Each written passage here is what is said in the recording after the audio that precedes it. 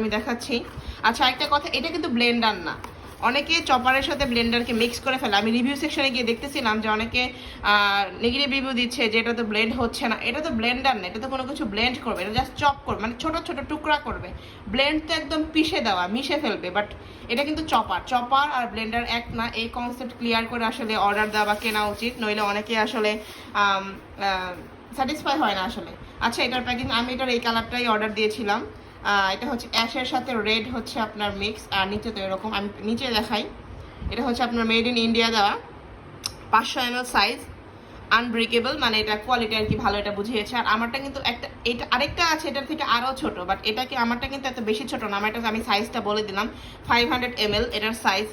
আর এই তো, আর এটার ভেতরে হচ্ছে আমি এখন দেখাচ্ছি, এটার ভেতরে হচ্ছে দুইটা মানে চাকু দেওয়া, মানে দেওয়া, কাটার দেওয়া।